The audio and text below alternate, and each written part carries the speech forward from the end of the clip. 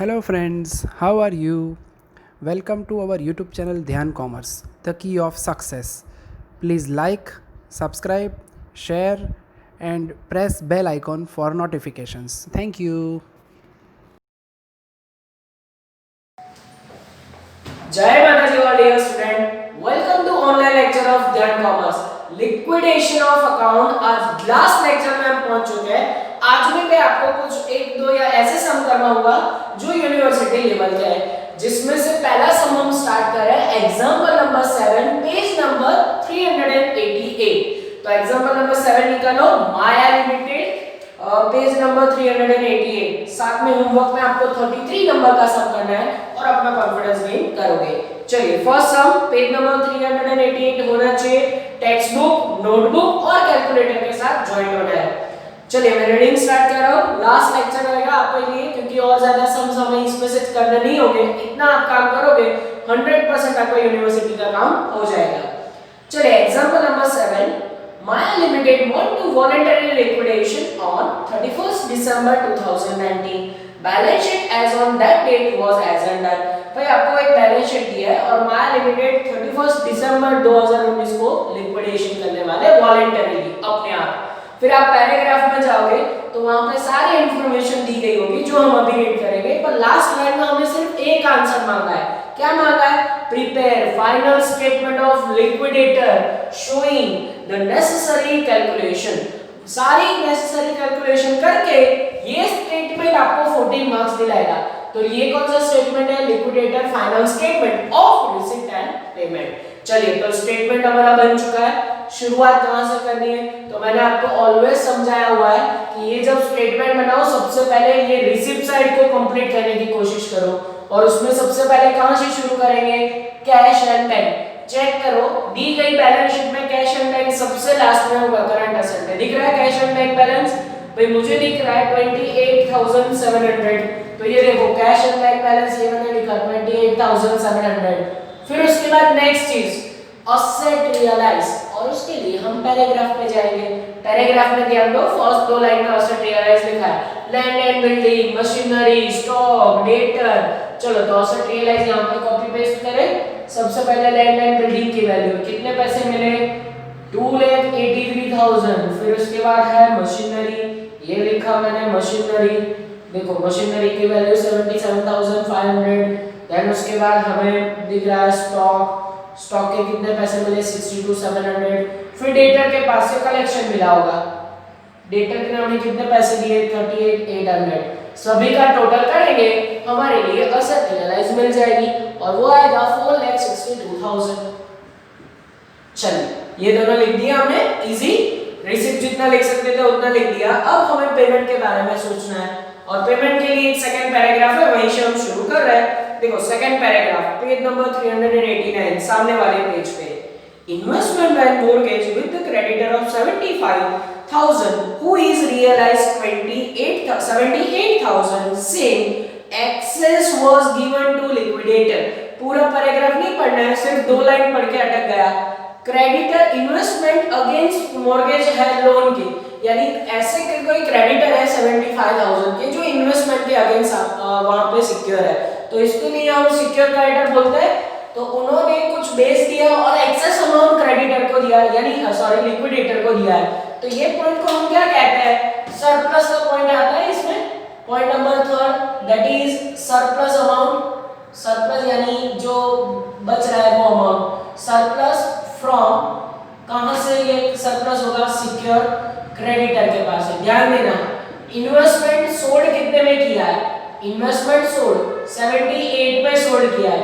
ये इन्वेस्टमेंट के सामने लोन कितने अमाउंट का था?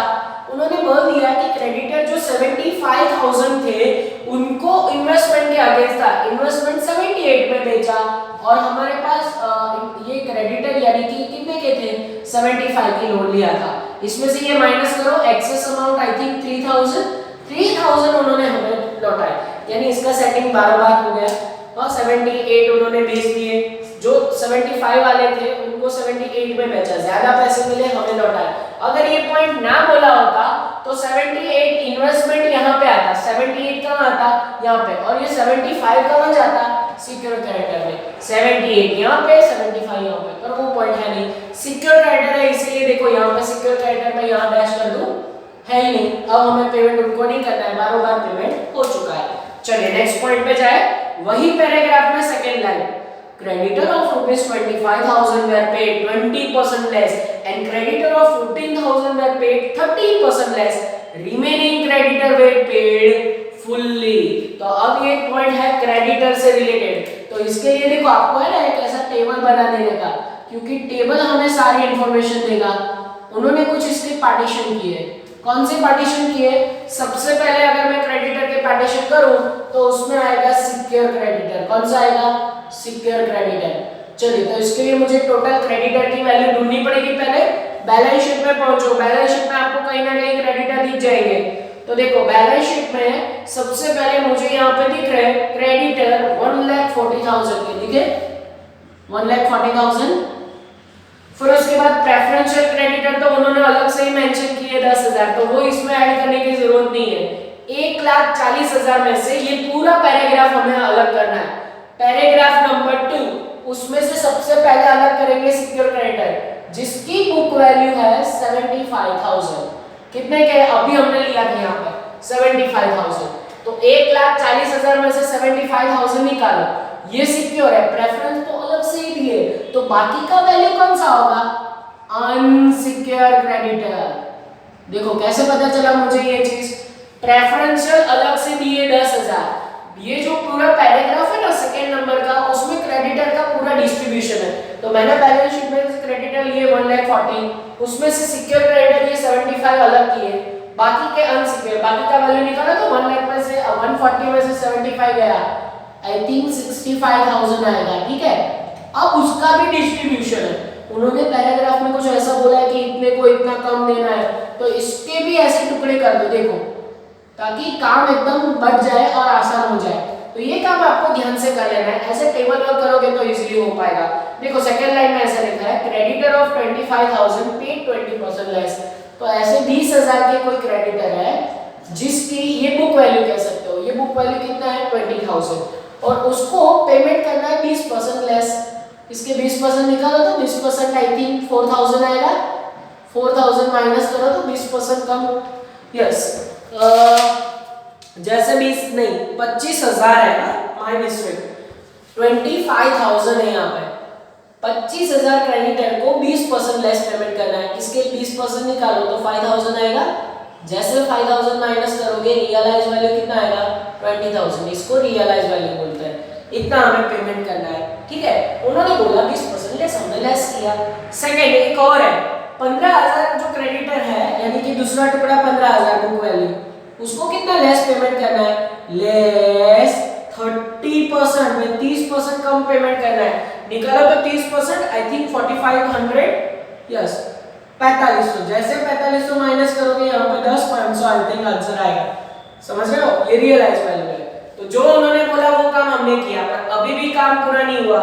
उन्होंने कहा remaining were fully paid up, remaining कितने हैं टोटल 65, उसमें से माइनस करो 25, माइनस करो 15, तो बाकी के क्या हो जाएंगे। अच्छा पहले तो इसको राउंड कर लेते हैं, इसको हमने क्वेश्चन मार्क से ढूंढा था, अब तीसरा रिमेनिंग कितना होगा चेक करो माइनस करके, आई थिंक आंसर आएगा 25,000, ठीक है। अब इन तीनों का टोटल करना है आपको, प्लस प्लस ये तीनों का टोटल हमारे लिए एक अनसिक्योर क्रेडिटर आ जाएगा, आंसर कौन सा आएगा अनसिक्योर क्रेडिटर, प्लस करो तो इसका आंसर 55,500 आई थिंक आएगा, यस कितना आंसर आएगा 55,500, ये हमारे लिए क्या आया अनसिक्योर क्रेडिटर। कैसे आया तो देखो ये पूरा टेबल आपका डिस्ट्रीब्यूशन दिखा रहा है, ये पहले सिक्योर क्रेडिटर अलग किया, फिर अनसिक्योर में जो पैराग्राफ में बोला था वो काम अलग किया। अब इतना मेहनत करने के बाद आंसर कहाँ रखना है, तो देखो अनसिक्योर क्रेडिटर आंसर यहाँ पे रख दो 55,500, फिर उसके बाद एक प्रेफरेंशियल क्रेडिटर हमें दिखे थे तो वो भी लिख दूं साथ में। प्रेफरेंशियल क्रेडिटर देखो बैलेंस शीट में 10,000 के दिख रहे हैं मुझे, 10,000 प्रेफरेंशियल लिख दिया, तो ये देखो क्रेडिटर का तो तीनों काम तमाम हो गया। अब हम आगे बढ़ सकते हैं, और भी क्या इन्फॉर्मेशन है। अब नेक्स्ट पैराग्राफ पहले डिबेंचर होल्डर के पेमेंट के बारे में इनके लिए, तो वो भी ले सकता है। देखो debenture holder were paid on 36 2020। इसके लिए ऑलवेज एक पॉइंट आता है कि हमारा जो ये कंपनी है वो लिक्विड कब हो रहा है, तो 31/12/2019 को हो रहा है, ठीक है। और डिबेंचर होल्डरों को पेमेंट कब कर रहा है, तो पेमेंट डेट हमारे पास एक आएगी, पेमेंट डेट चेक करो 30/6/2020। बोलो तो कितने महीने का एडिशनल इंटरेस्ट पे करना पड़ेगा, 31/12 से 30/6 गिनो, पूरे 6 महीने का इंटरेस्ट पे करेंगे हम एक्स्ट्रा। तो ये 6 महीने यहाँ पे एडिशनल में आएंगे, तो उसके लिए मुझे पहले डिबेंचर बैलेंस शीट में से कॉपी करने पड़ेंगे। बैलेंस शीट में डिबेंचर कितने हैं, तो मुझे दिख रहे हैं बैलेंस शीट में debenture, yes 10% debenture of 2 lakh, ठीक है। उसमें एक पॉइंट है वो तो ऐड करना है, क्या ऐड करना है, आउटस्टैंडिंग इंटरेस्ट बैलेंस शीट में से। बैलेंस शीट में आउटस्टैंडिंग इंटरेस्ट है, हाँ है 10,000 दिख रहा होना चाहिए अदर करंट लायबिलिटी में, ये देखो 10,000 मैंने वहां से कॉपी की है, प्लस एडिशनल। चलिए एडिशनल के लिए अब मेरे पास ये 6 महीने का इंटरेस्ट गिनना है, वैल्यू पहले 2 लाख, 2 लाख का रेट ऑफ इंटरेस्ट है 10%। अब कितने महीने का लेना है, तो क्या 6 महीने का, ये किया 6/12। जैसे 6/12 करोगे आई थिंक अगेन आंसर 10,000 आएगा, चेक कर सकते हो, और बाहर जाएगा 2,20,000। ये डिबेंचर का चबाया हुआ पॉइंट है, ये हर सब में आ चुका है, ठीक है। तो ये हमारे पास आंसर आया 2,20,000। चलिए आगे बढ़े। डिबेंचर के बाद थर्ड पैराग्राफ में अब लिक्विडेशन का पॉइंट आ रहा है, लिक्विडेशन एक्सपेंसेस एंड रेम्यूनरेशन। फिर उसके बाद आई थिंक सिर्फ कैपिटल डेफिशिएंसी का पॉइंट बचेगा। चलिए फर्स्ट थर्ड पैराग्राफ में लिक्विडेशन एक्सपेंसेस वर 5,690 ये लिख दिया। फिर उसके बाद एक और फिर लिखा हुआ है liquidator entire remuneration is 1% on asset realised by him, 2% amount distributed to the unsecured creditor other than preferential creditor. तो हमें दो अलग-अलग उनको कमीशन देना है, रेम्यूनरेशन जिसको बोला जाता है। सबसे पहला commission value rupees 1% on asset realised, 1% on asset निकालो। चलो एसेट के पैसे कितने हैं, 4,62,000, उसके 1%। दूसरा हमें देना है 2% ऑन अनसिक्योर क्रेडिटर, तो अनसिक्योर की वैल्यू हमारे पास 55,500 है, उसका 2%। उन्होंने को क्लियरली मेंशन किया है अदर देन प्रेफरेंशियल क्रेडिटर। अगर ना बोला हो ना कि प्रेफरेंशियल क्रेडिटर के अलावा, तो हमें प्रेफरेंशियल क्रेडिटर साथ में लेना है, इन दोनों को साथ में मिला के परसेंटेज निकालना है। तो चलो ये दोनों परसेंटेज निकाले, वैल्यू आएगा 4620 एंड 11,110 ये वैल्यू आएगा। तो देखो रेम्यूनरेशन आ गया, सब कुछ आ गया। अभी बोर्ड पे पूरा स्टेटमेंट ऑलमोस्ट कंप्लीट हो चुका है ये दोनों के अलावा। तो अब कोई पॉइंट बाकी है नहीं, अब तो कोई पॉइंट मुझे दिख ही नहीं रहा है इसमें। अब इसके बाद हम क्या करेंगे, तो सबसे पहले ये प्रेफरेंशियल होल्डरों को पेमेंट ले ले। चेक करो प्रेफरेंशियल होल्डर, बैलेंस शीट में मुझे दिख रहा है 2000, 12% प्रेफरेंशियल ऑफ 100 इच, वैल्यू कितनी है 2 लाख है, तो यहाँ पे मैंने 2 लाख लिया। अब हमारा मेन वर्क स्टार्ट होगा, कैपिटल डेफिशिएंसी। सब में देखो share capital A B C, तीन तरह के इक्विटी शेयर होल्डर्स हैं, तो इसका मतलब अब हमारे पास बोर्ड पे यहाँ पे पूरा वर्किंग आएगा कैपिटल डेफिशिएंसी का। अगर ये पॉइंट आपके सब में आपको आता है तो आप समझ लो कि ये चैप्टर में आपको 14 मार्क्स लाने से कोई नहीं रोक सकता, ठीक है। तो चलो अब सीधा वही पॉइंट स्टार्ट करेंगे हमारा कैपिटल डेफिशिएंसी। चलो जितने लोगों को याद है ये कब करता है, तो व्हेन इन सम, जब सब में more than when in sum more than 1 types of equity share given, जब सब में एक से ज्यादा इक्विटी शेयर गिवन हो तब ये काम करना है। और सबसे पहला काम हम एक छोटा सा टेबल प्रिपेयर करते हैं जिसकी शुरुआत होती है पर्टिकुलर एंड अमाउंट। चलिए ये लिखा मैंने पर्टिकुलर एंड देन उसके बाद अमाउंट, ये कॉलम थोड़ा सा पीछे ले लेते हैं ताकि आगे हमें जगह बचे। चलो अब तक काफी समय कर चुके हैं, सो अब इसका आइडिया आपके पास होना चाहिए। शुरुआत कहां से होगी, सबसे पहले हम शुरू करेंगे इनकम बिफोर कॉल से पहले की इनकम कितनी है चेक करो, बोर्ड पे 3 इनकम है हमारे पास, 1 2 एंड 3, तीनों का टोटल करो, आपके पास आंसर आएगा इसका। यस आंसर मेरे पास ऑलरेडी लिखा हुआ है 4,93,700, 4,93,700 93,700। चलिए फिर क्या करना है, उसमें से लेस करना है पेमेंट 1 to 6, 1 से 6 का पेमेंट। देखो आपको बोर्ड पे दिख रहा है 1 से 6 का पेमेंट।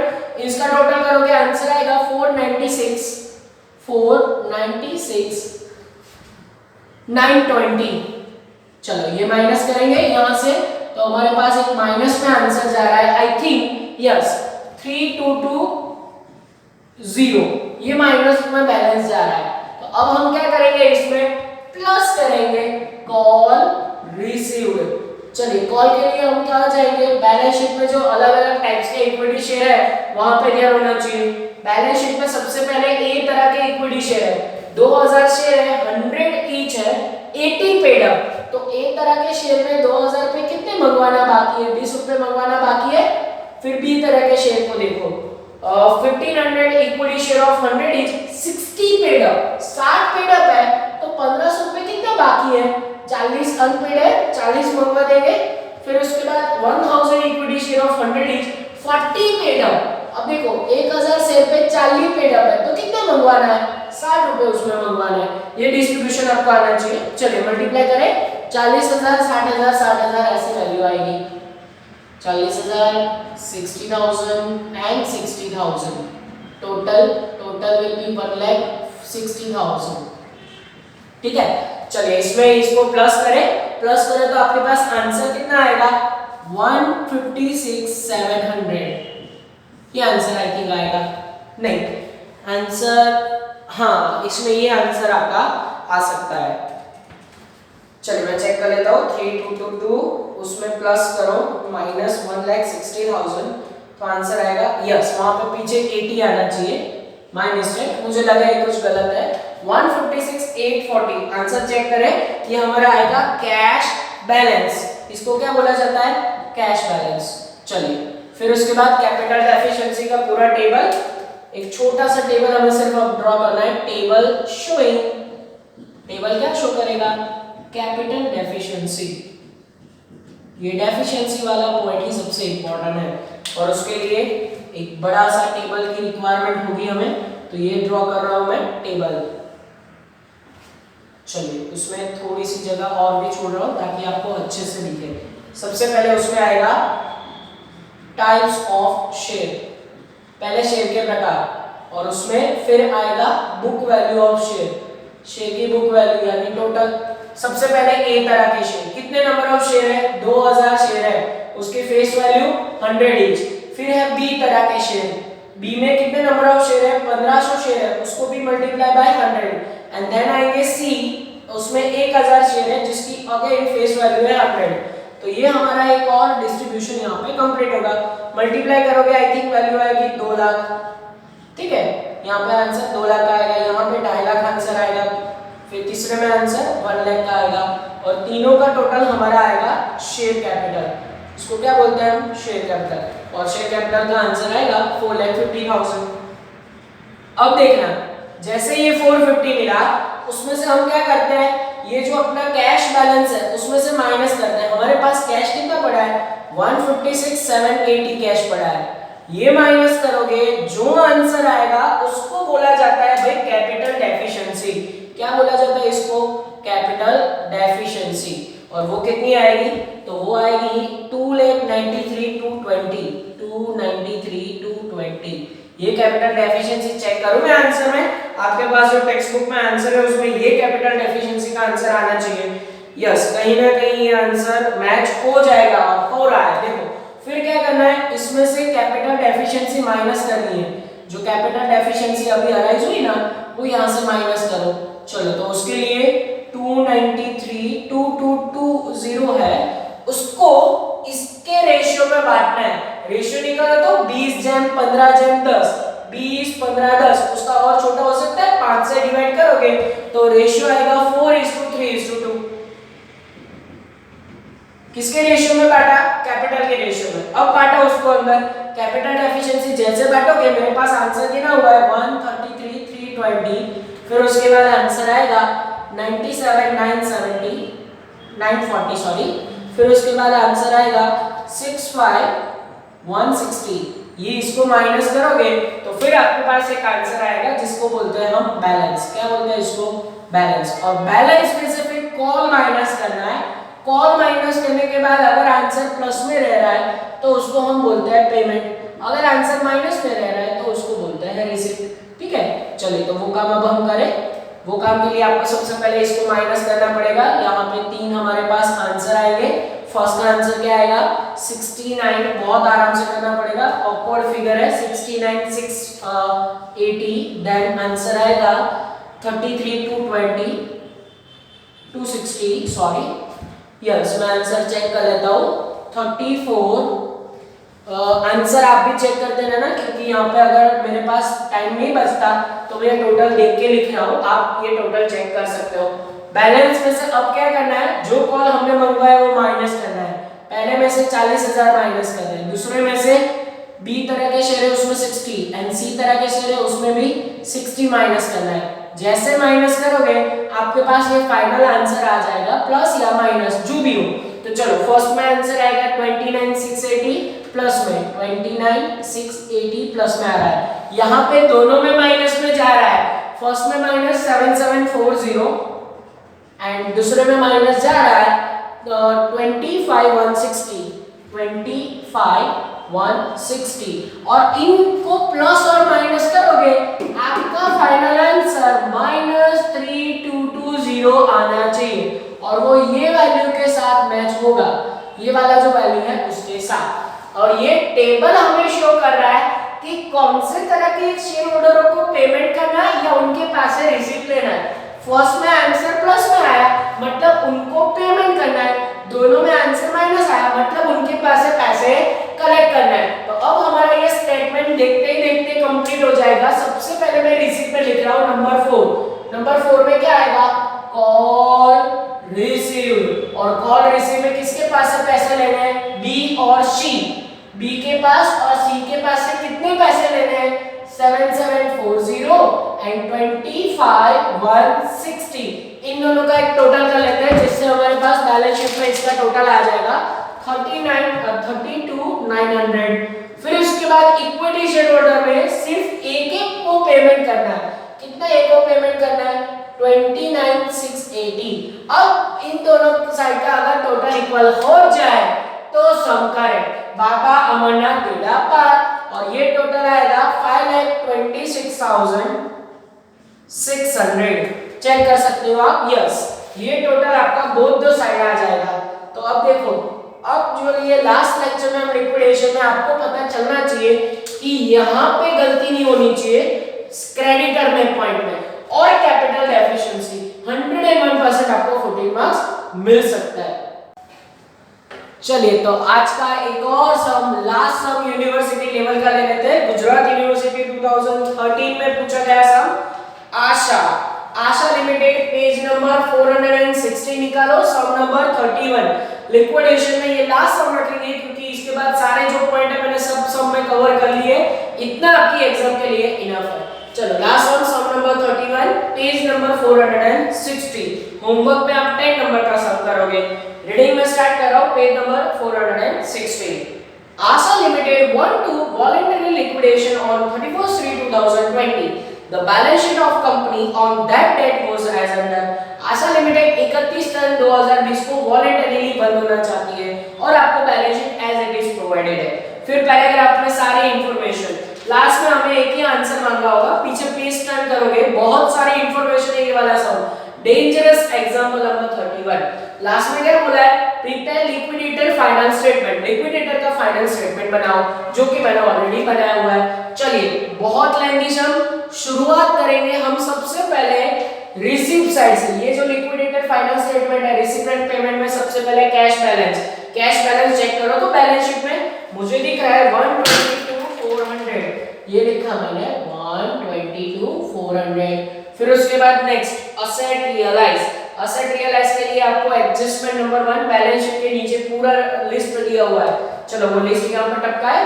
सबसे पहले लैंड एंड बिल्डिंग का वैल्यू 14,28,000। फिर उसके बाद मशीनरी, ये लिख रहा हूं मैं मशीनरी, वैल्यू रुपीस 12,64,800।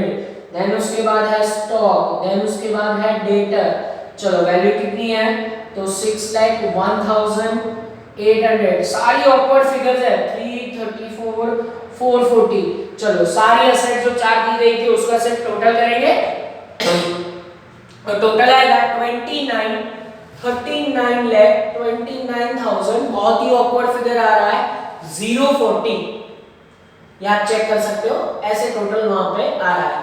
ठीक है, चलो असेट आ गया, कैश आ गया। अब पैराग्राफ में कुछ और भी दिया हुआ है, चलिए पैराग्राफ में ध्यान देना। Creditor of the loan have sold the investment of 7,65,000। Sorry, creditor जो है इन्वेस्टमेंट के अगेंस्ट है 75,000 and the additional amount was written to the liquidator, यानी कि ये सरप्लस का पॉइंट आ रहा है हमारे पास। चलिए point number 3, surplus from secure creditor. चलिए सिक्योर क्रेडिटर के पास है सरप्लस का पॉइंट। सबसे पहले मुझे इन्वेस्टमेंट की वैल्यू ढूंढनी पड़ेगी जो कि उन्होंने सोल्ड किया है। सोल्ड कितने में किया है चेक करो पैराग्राफ में, 7,65,000 में सोल्ड किया है। बट ये जो अगेंस्ट लोन था वो लोन कितने की थी, उसके लिए आपको बैलेंस शीट में कहीं ना कहीं इन्वेस्टमेंट का लोन मिल जाएगा। ये देखो बैलेंस शीट में मॉर्गेज लोन अगेंस्ट इन्वेस्टमेंट लिखा हुआ है, कितना है 6,12,000 दिखा। तो मतलब लोन हमने लिया था 6,12,000 का, जिसके पैसे इतने मिले 765, डिफरेंस निकालो तो 1,53,000 डिफरेंस आ रहा है। अगर ये पॉइंट ना बोला होता तो इन्वेस्टमेंट के 7,65 यहाँ पे लिखता और लोन का पैसा यहाँ पे सिक्योर क्रेडिटर में लिखते हैं, पर उन्होंने बोल दिया कि बाकी की अमाउंट लिक्विडेटर ने लौटाई। बार-बार सेटिंग हो गया, इन्वेस्टमेंट उन्होंने बेचे, पैसा में दिए। चलो ये भी कंप्लीट हो गया। अब पैराग्राफ में जाओ, अदर लायबिलिटी का पूरा डिस्ट्रीब्यूशन है वो मैं आपके सामने रखने जा रहा हूँ। पैराग्राफ में अदर लायबिलिटी इंक्लूड करके फर्स्ट में लिखा है electricity expenses, unpaid salary two of clerk. ये सब कुछ डिस्ट्रीब्यूशन आपको याद आना चाहिए। स्टार्टिंग में जब हमने फर्स्ट लेक्चर देखा था तो उसमें अनसिक्योर एंड प्रेफरेंशियल का पूरा डिस्ट्रीब्यूशन आया था।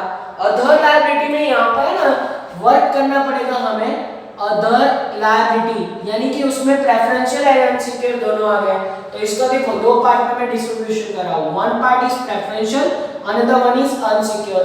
सबसे पहले प्रेफरेंशियल क्रेडिटर उसमें लेंगे और दूसरे जो होंगे वो होंगे अनसिक्योर क्रेडिटर। चलिए उसके लिए आपका ध्यान अंदर होना चाहिए। सबसे पहले उन्होंने ऐसा कुछ बोला है, इलेक्ट्रिसिटी एक्सपेंसेस इंक्लूडिंग आउटस्टैंडिंग 21,250। ये जो अदर लायबिलिटी है उसकी वैल्यू लिख दे पहले। तो बैलेंस शीट में ऊपर देखो तो अदर लायबिलिटी कितनी वैल्यू का है, मुझे वो लग रहा है 79,050। ठीक है, उसका टोटल ये दोनों के बीच में डिस्ट्रीब्यूशन होगा। पर अभी ये दोनों की टोटल वैल्यू अगर मुझे ढूंढनी हो तो उसके लिए तो मुझे नोट प्रिपेयर करना पड़ेगा ना। तो नोट नंबर 1 बोर्ड पे ध्यान होना चाहिए। Note number 1 for preferential creditor, किसके लिए बनाएंगे, प्रेफरेंशियल क्रेडिटर के लिए। चलिए, और नोट नंबर 2 किसके लिए बनाएंगे, फॉर अनसिक्योर क्रेडिटर। ध्यान पूरा बोर्ड पे रखना है, ये आगे हम छोटे समय में ये काम कर चुके हैं।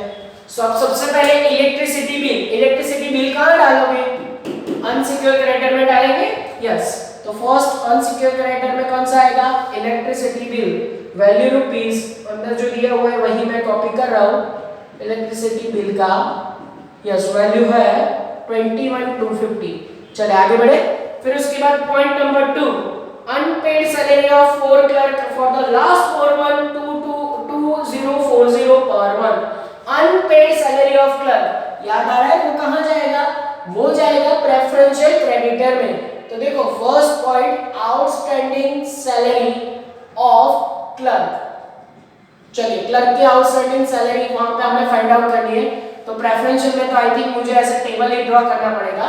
सबसे पहले याद आ रहा है एक्चुअल, फिर उसको कंपेयर करेंगे हम 4 मंथ के साथ, 4 मंथ का रूल है। फिर उसको कंपेयर करेंगे 20,000 पर पर्सन के हिसाब से। तो एक्चुअली यहाँ पे सैलरी दिया है उन्होंने 4 क्लर्क का, ध्यान देना 4 क्लर्क का सैलरी उन्होंने कुछ ऐसा दिया है 4 मंथ का कि 20,040 मल्टीप्लाई बाय ये 4 महीने का है, मल्टीप्लाई बाय 4 क्लर्क का है। तो 4 × 4 × 4 ऐसे करेंगे तो एक्चुअल वैल्यू मिल जाएगी। हाँ 101% ये आपको एक्चुअल वैल्यू मिल जाएगी। और उसका आंसर आपके पास आएगा 32,640। कितना आंसर आएगा? 32,640। अब देखो उन्होंने 4 मंथ का रूल बोला है, ये एक्चुअल में 4 मंथ का है, तो इसका मतलब ये दोनों वैल्यू सेम रहेगी, ये भी 32,640 क्योंकि मंथ का भी रूल है और उन्होंने 4 महीने का ही दिया है एक्चुअल में, तो दोनों के बीच में कोई डिफरेंस नहीं। अच्छा ये 20,000 पर पर्सन रूल है, यहाँ पे कितने क्लर्क है? 4 क्लर्क है, तो 20,000 इंटू 4 करेंगे तो 80,000 आएगा। चलो आप मुझे बताओ इन तीनों में से विच एवर इज लेस कौन सा है? तो कि भाई आंसर आएगा 32,640। अब ये वाला लो या ये वाला लो, बोथ आर सेम। याद आ रहा है अगर इसमें डिफरेंस होता है एक्चुअल और 4 मंथ में, तो वो डिफरेंस बाकी का कहां जाता? अनसिक्योर में। अनफॉर्चुनेटली यहाँ पे दोनों वैल्यू सेम है। चलिए फिर उसके बाद नेक्स्ट अगर पॉइंट पे जाए तो पॉइंट नंबर 3 पे ध्यान दो। 8160 clerk for his accrued leave. Accrued leave यानी रजा का पगार, वो अगर उसने छुट्टी नहीं लिया और वो सैलरी दे रहे तो वो भी प्रेफरेंस में आएगा। Salary of accrued leave. चलो अक्रूड लीव का सैलरी है कितना है? यस वो है 8160। चलो फिर उसके बाद next point number 4। Point number 4 के लिए मेरा ध्यान जा रहा है दो म्युनिसिपल टैक्सेस, एक है 1819 का, दूसरा है 1920। 1920 का म्युनिसिपल टैक्स कहां आएगा? प्रेफरेंशियल में। ये देखो म्युनिसिपल टैक्स कौन से ईयर का? 1920। 1920 का टैक्स बोलो तो 10,200 और जो बाकी का है वो कहां जाएगा? वो यहाँ पे जाएगा। इसका लिखेंगे म्युनिसिपल टैक्स कौन से ईयर का? 1890। कितना है 1819 का? 6800। अब देखो ये जो 4 डिस्ट्रीब्यूशन अदर करंट लायबिलिटी में थे ना, तो वहां से मैं उसका ऊपर टोटल कर रहा हूं। पहले जो इतनी 4 चीजें लिखी ना उसका टोटल, इन दोनों का टोटल करो और वो यहाँ पे रखो। कैलकुलेटर में मैं इन दोनों का टोटल कर रहा हूं 21,250 प्लस 6800, ये आएगा इसमें 28,050। फिर यहाँ पे प्रेफरेंशियल में यहाँ पे टोटल करो तो 32,640 प्लस 8160 प्लस 10,200 और ये टोटल आएगा 51,000। ठीक है, अब ये दोनों टोटल का ये टोटल के साथ मैच हो जाना चाहिए। ये सिर्फ आपको डिस्ट्रीब्यूशन दिखाया, अभी काम पूरा नहीं हुआ। प्रेफरेंशियल एंड अनसिक्योर में और भी कुछ ऐड होगा, 101% होगा। ये सब इतना आसान नहीं है, उसके लिए आपको ज्वाइन होना पड़ेगा बैलेंस शीट पे। बैलेंस शीट में अब चेक करो कोई ऐसा पॉइंट है जो प्रेफरेंशियल में या अनसिक्योर में आ रहा हो, तो उसके लिए मेरा ध्यान बैलेंस शीट में यहाँ पे जा रहा है। लॉन्ग टर्म नहीं, नॉन करंट लायबिलिटी में लॉन्ग टर्म प्रोविजन में प्रोविडेंट फंड दिया है, याद आ रहा है? प्रोविडेंट फंड प्रेफरेंशियल का एक पार्ट है। कहां से लेंगे प्रोविडेंट फंड? बैलेंस शीट में से। बैलेंस शीट में से प्रोविडेंट फंड का आंसर देखो 897 कहां चला गया? Yes provident fund, yes 89760। चलिए फिर उसके बाद करंट लायबिलिटी में सन्ड्री क्रेडिटर करके लिखा हुआ है, अदर करंट लायबिलिटी सारी आ गई, तो सन्ड्री क्रेडिटर भी यहाँ पे आएगा। थर्ड नंबर कौन सा आएगा? Sundry creditor. चलिए सन्ड्री क्रेडिटर की वैल्यू कितनी है? यस सन्ड्री क्रेडिटर की वैल्यू है 3,71,970। चलिए इसका भी टोटल कर लो तो हमारे पास ये दोनों आ जाएगा, प्रेफरेंशियल एंड अनसिक्योर। प्रेफरेंशियल का आपके पास आंसर आएगा 140,760, ये टोटल यहाँ पे मैच होना चाहिए। और अनसिक्योर का टोटल आपके पास आएगा 430, बहुत ही ऑकवर्ड फिगर सारे में आ रही है, 440। चलिए ये आंसर आपके पास आएगा। ठीक है, अब हमें मेहनत करके ये जो दोनों अलग मिला है वो हम फाइनल स्टेटमेंट में रखेंगे। प्रेफरेंशियल का वैल्यू 140,760, अनसिक्योर का वैल्यू 430,440। देखो कितना ऑकवर्ड सारे फिगर और कितनी मेहनत करवाया। प्रेफरेंशियल एंड अनसिक्योर के लिए इतना सारा वर्क हमने किया। अब हम पॉइंट में आगे बढ़ सकते हैं। अब लास्ट पैराग्राफ में अब डिबेंचर का पॉइंट आ रहा है, फिर लिक्विडेटर रेम्यूनरेशन। पहले डिबेंचर का पॉइंट ले लेते हैं। डिबेंचर होल्डर वर पेड 31 जुलाई 2020। याद आ रहा है? इसके लिए भी मैं ऑलवेज नोट करवाता हूं। पहले हम देखते हैं लिक्विडेशन डेट। हमारी कंपनी कब बंद हो रही है? ये जो आशा लिमिटेड है बंद हो रही है 31/3/2020 को। ठीक है, और ये डिबेंचर होल्डरों को पेमेंट कब करना है?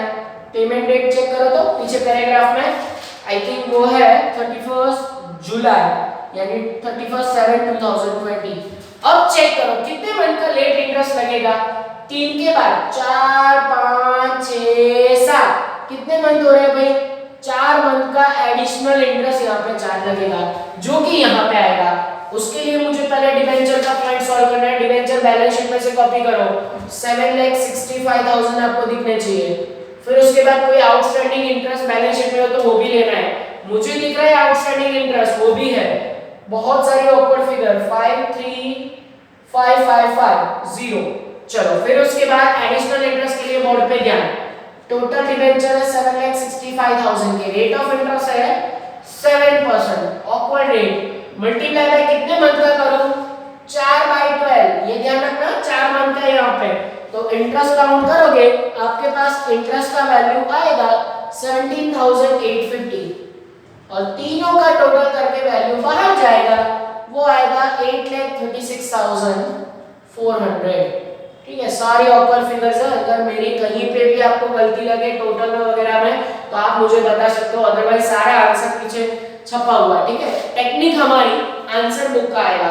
चलो फिर उसके बाद liquidation elimination, last paragraph, dangerous paragraph number last. Liquidated entire remuneration at 1% amount on realize of asset by him। 1% asset realize का देना है तो 1 by 1 सभी दे देते हैं on asset realize। और कुछ बोला है asset realize के साथ साथ? नहीं बोला है।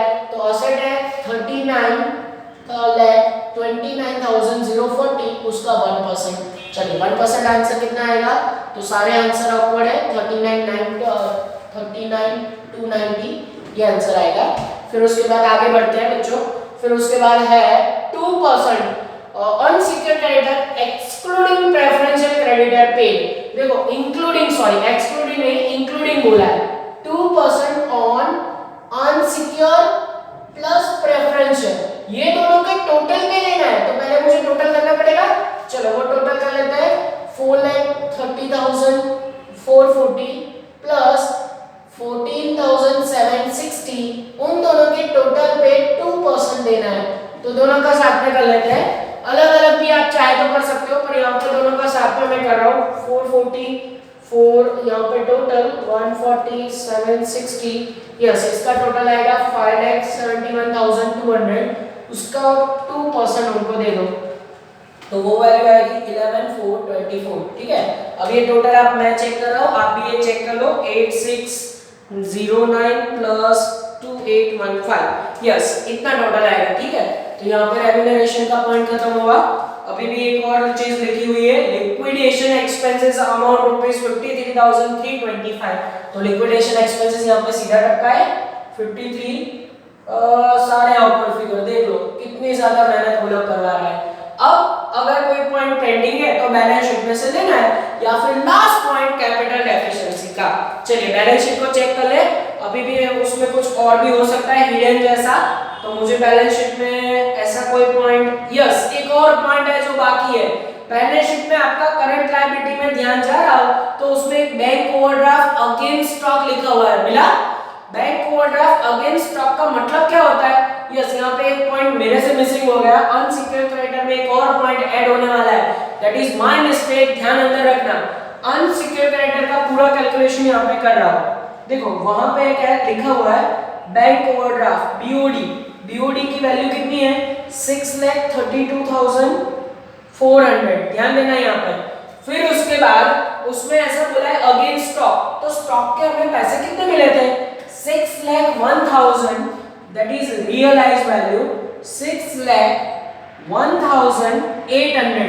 हमें सिर्फ इतने पैसे मिले, तो बाकी का हमारी ये लायबिलिटी है। बीओडी हमें बैंक ओवरड्राफ्ट पेड करना है जो स्टॉक के सामने, स्टॉक के सामने मतलब वो सिक्योर कह सकते हो। तो सिक्योर देखो इतना हमें उनको पेमेंट कर सकते हैं 6,01,800। क्यों 6,01,800 यहाँ पे लिखा? बीओडी अगेंस्ट स्टॉक है और स्टॉक हमें कितने में रियलाइज हुआ है? स्टॉक हमें रियलाइज हुआ है 6,01,800। तो हम ये स्टॉक का पेमेंट सिक्योर क्रेडिटर को कर सकते हैं। हाँ उसमें से पेमेंट हो जाएगा। ये देखो सिक्योर क्रेडिटर को हमने स्टॉक के अगेंस्ट में, यहाँ पे ब्रैकेट में लिखूं स्टॉक के अगेंस्ट में थे जो हमने सोल्ड कर दिए। तो यहाँ पे पेमेंट इतना, पर हमें पेमेंट एक्चुअली में करना था इतना, पेमेंट किया इतना, तो बाकी का कहाँ जाएगा? अनसिक्योर क्रेडिटर में जाएगा और वो पेमेंट आएगा 30,600। 30,600 कहां पे जाएगा, यहाँ पे ये टोटल के साथ मैच हो जाएगा। इसका मतलब यहाँ पे मुझे एक फिर से टोटल लिखना पड़ेगा।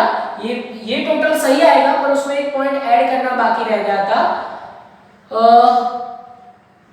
अनसिक्योर क्रेडिटर में बीओडी पेमेंट, बीओडी का पेमेंट कितना है, ओवर पेमेंट 30,600, ये स्टार रेटिंग में दे रहा है उसको।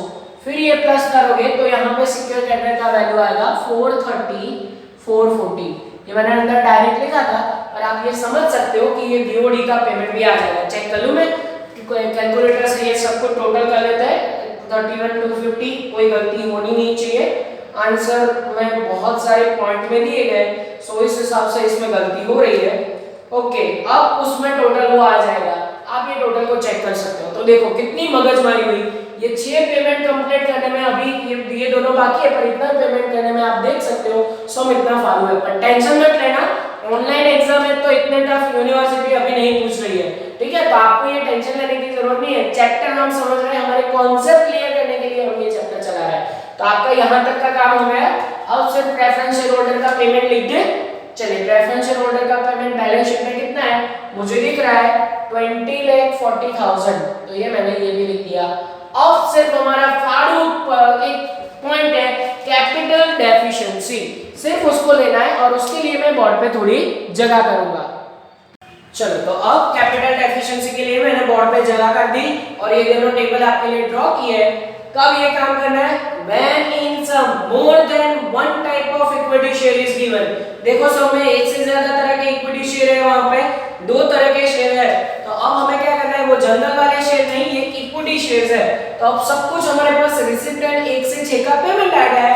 कैपिटल डेफिशिएंसी के लिए सबसे पहले हम बैलेंस चेक करेंगे और उसके लिए शुरुआत होगी इनकम, इनकम बिफोर कॉल।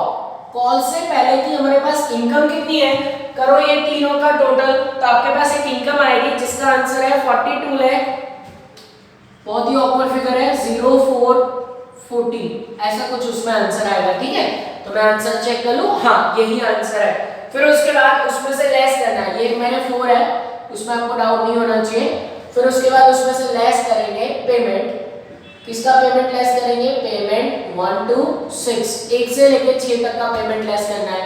और 1 से लेके 6 तक का पेमेंट आपके पास बोर्ड पे अवेलेबल है, सभी का टोटल करोगे आंसर आएगा 41,53,440, ये आंसर आएगा। आप आंसर चेक कर सकते हो, आप टोटल करोगे तो आपका आंसर ये आएगा और माइनस में आंसर जाएगा 51,051, जान लो ये आएगा बैलेंस।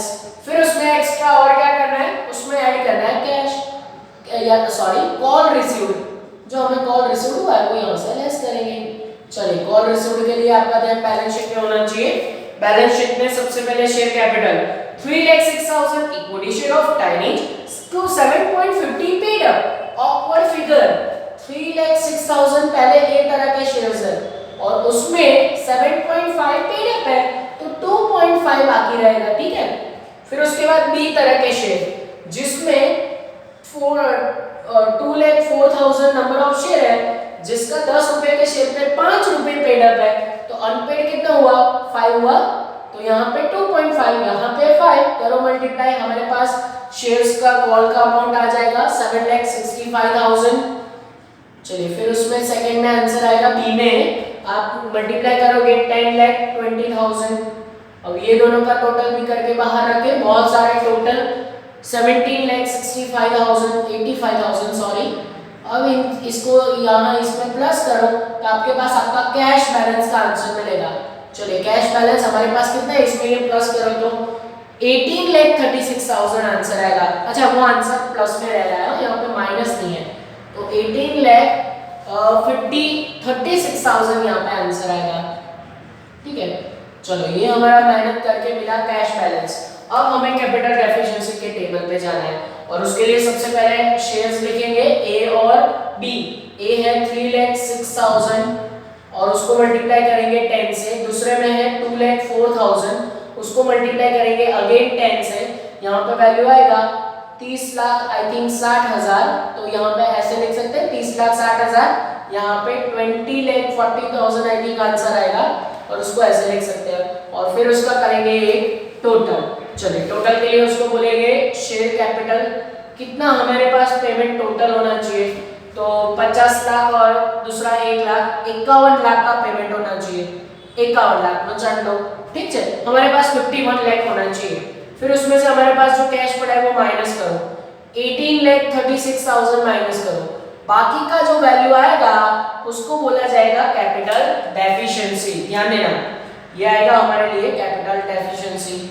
चलिए कैपिटल डेफिशिएंसी कितना आएगा, तो वो आएगा 32,64,000। इतने पैसे नहीं है, उसको मूडी टूट बोला जाता है। हमें पेड 21 करना था, हमारे पास कैश कम पड़ा है तो बाकी का डेफिशिएंसी बोला जाता है। 3264 को डिस्ट्रीब्यूट करो इन दोनों के रेशियो में, कैपिटल डेफिशिएंसी में। आई थिंक रेशियो में गड़बड़ है, 306 एंड 204, इसको डिवाइड करोगे छोटा करते जाओगे तो 51 एंड 34 आप कैसे भी करके ये कर सकते हो, मेरे पास ऑलरेडी किया हुआ है। और फिर उसको डिवाइड करोगे 3:2, या इसको 25 से बांटोगे ना तो हो जाएगा, लास्ट में आंसर 3:2 आएगा। तो बांटो इसको 3:2 के रेशियो में इन दोनों में, तो वो भी ऑकवर्ड फिगर आएगी। 19,56,400, 19,58,400। फिर उसके बाद यहाँ पे आंसर आएगा 1,30,000, फिर उसमें यस 5,600, यानी कि 13,05,600। चेक कर सकते हो, ये 19,58,400 करो माइनस तो आपको बैलेंस मिलेगा। बैलेंस आएगा 10,01,600, 11,01,600 और यहाँ पे बैलेंस आएगा आंसर यस 7,34,400, 7,34,400। ये टोटल आप चेक कर सकते हो। फिर उसमें से क्या करना है, ये जो कॉल हमने मंगवाया वो माइनस करना है। फर्स्ट में कॉल कितना मंगवाया, 7,65,000 एंड यहाँ पे 10,20,000। चलो माइनस करें, प्लस और माइनस जो भी आंसर आए हमें एक्सेप्ट करना है। 3,36,700, 3,36,600 यहाँ पे फर्स्ट में आंसर आएगा और वो भी प्लस में आंसर आएगा और नीचे का आंसर माइनस में जाएगा, जाहिर सी बात है। 285,600 आई थिंक, यस 255,600 ये आंसर आएगा माइनस में। तो अब माइनस में आए तो रिसीप्ट, प्लस में आए तो पेमेंट, और इन दोनों का ऑल ओवर टोटल करोगे ना तो ये आंसर आपका 51,000 प्लस में आएगा ही आएगा। और ये आंसर आप इसके साथ मैच कर सकते हो तो आपको पता चलेगा आपने किया हुआ काम सही है या गलत। अब ये जो मेहनत करके कैपिटल एफिशिएंसी मिला है, ए को हमें पेमेंट करना है, बी के पास से पैसे लेने हैं। लिख दे यहाँ पे ए के पास से पेमेंट लेना है तो ए को पेमेंट करना है। कितना पेमेंट करना है, 3,36,600। ऐसा कौन बता रहा है, ये टेबल हमें शो कर रहा है। और यहाँ पे फोर्थ पॉइंट ऐड हो जाएगा, कॉल रिसीव। हमें पैसे देगा, कौन पैसे देगा भाई, बी पैसे देगा। बी तरह के जो शेयर होल्डर है उनके पास से 285,600 पैसे मिलेंगे। अब ये स्टेटमेंट की दोनों साइड का अगर टोटल इक्वल हो जाए तो बाबा अमरनाथ बेड़ा पार। और ये टेबल का टोटल आएगा 44,90,040, ये टोटल आएगा। ऑकवर्ड फिगर 44,90,040, ये टोटल अगर बोथ द साइड इक्वल हो जाए तो सम करें। अब समझो ये लिक्विडेशन अकाउंट कितना टफ है, पर ये सम देख के किसी को घबराने की जरूरत नहीं है। सिर्फ आपका नॉलेज इंक्रीज हो ऐसा मैंने ये सम करवाया। बाकी यूनिवर्सिटी में पिछले 4 या 5 साल में ऐसे सम कभी नहीं पूछे। अब तो ये सम देख के आपको बिल्कुल डर नहीं लगना चाहिए, ये सिर्फ आपको एक्स्ट्रा प्रैक्टिस के लिए करवाया, ठीक है। तो ये जो लिक्विडेशन हमारा चैप्टर है यही तक का रखता है। यहाँ पे जो चैप्टर में मेन सम मुझे सिखाने के सारे मैंने करवा दिए, फिर भी अगर कोई डाउट है आप मुझे पूछ सकते हो। अदरवाइज आज का काम यही तक का था। नेक्स्ट कोई लेक्चर में कोई अगर एक्स्ट्रा टॉपिक बाकी रह रहा है तो आपको चलेगा, अदरवाइज एग्जाम के लिए आपको ऑल द बेस्ट, ठीक है। जय Mata ji and all the best. Please like, subscribe, share and press bell icon for notifications.